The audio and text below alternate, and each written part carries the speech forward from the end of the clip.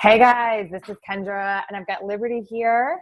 Hi. Hey, we are so excited because we've got something really special for you, not only today, but stay tuned over the next few weeks because we are going to be talking about feeling the feels and actually giving yourself permission to feel them and helping you through that process of understanding them and accepting them and releasing them. So I will say, I'll speak for myself, but I know I'm speaking for Liberty and I'm probably speaking for you in that this has been one of the biggest challenges of my life and really has only been one recently coming to the surface for me. I've always been a stuffer of my feels, and now I'm starting to name them and allow myself to feel them. And it has been one of the most liberating and freeing and empowering things in my own journey and my own recovery. So really excited to be in this with you and to share what we've learned so far.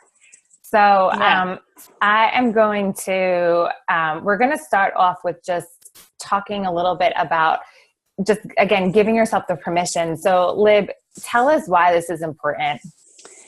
Okay, so we come into the world feeling. Before we ever start thinking, we're feeling. A baby doesn't come in thinking, I'm hungry, I need to cry because I'm hungry. And the reason it's so important is it connects us back to the truest part of ourselves, our heart, our essence. I think that a lot of people think they can control their feelings or manage them. And as a result, they kind of just miss them altogether.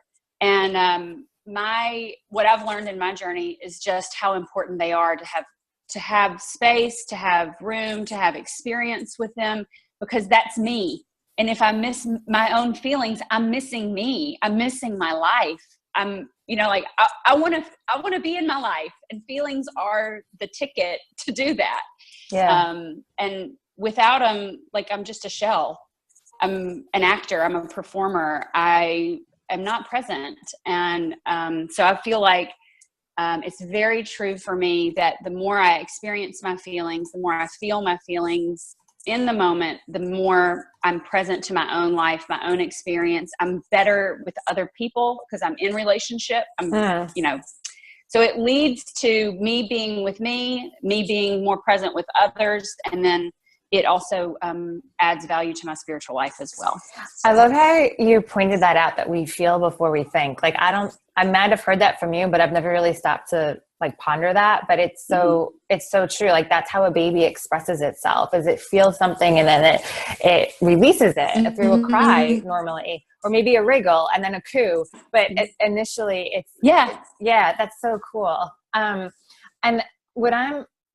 So I want to touch upon what can normally happen. You start to say hiding or stuffing the feelings. The way that I tend to think of it is the fight or flight reaction. We either can try to resist and push away the feelings. And so we're not allowing ourselves to have it. And then sometimes we're trying to bury it. I was a big barrier. Me too. Yeah. You're not the only one. Yeah. Big barrier. And then numbing, right? And then what happens is it's that whole control release, right? So I'm stuffing it and then bam, it's in your face after months of not feeling anything. And the inconsistency of it.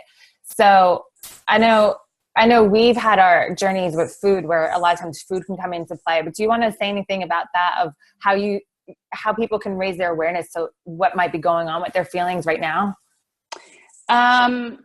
I think the best place to start is just with the basic ones. And you might be what I realized when I first engaged this, it's a work. It's a life work. It's not like you learn it and then you're okay, on to the next lesson. It's a continual process that I practice.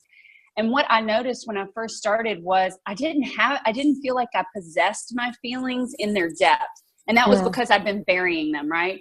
And so I thought really I just felt anger and sad. And then every now and then I might have a flash of glad, or I certainly didn't feel connected to my loneliness. I was not connected to hurt, even though I had a lot of resentments, which, those two things are closely connected. So I think really what I would say is just start where you are. Even if the only thing you're aware of is you feel really angry, that's okay.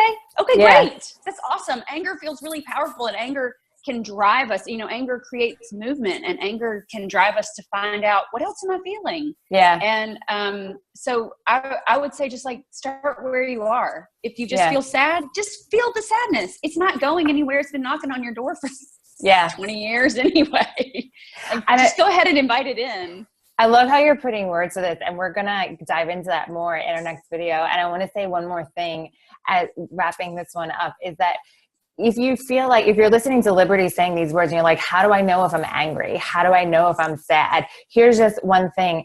It doesn't matter right now. Just let yourself feel what you're feeling. You will figure out what it is, because a lot of times what I experience is this whole, I'm trying not to use a swear word here, this storm, a feeling storm that's all jumbled together like a tangled ball of string.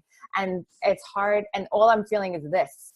Right. And so it's hard for me to say I'm sad or I'm glad. And that's totally okay. Start with the feeling storm, whatever that feels like. We're going to help you unravel that. And here's another thing. Don't judge it. Right. We can have feelings and judgments about the feeling storm itself. And the feeling on top of the feeling can be really heavy. It's okay. This is like the weightlifting for you. Just let the ball be there. Let the feeling feel, and you'll be good to go. Trust it.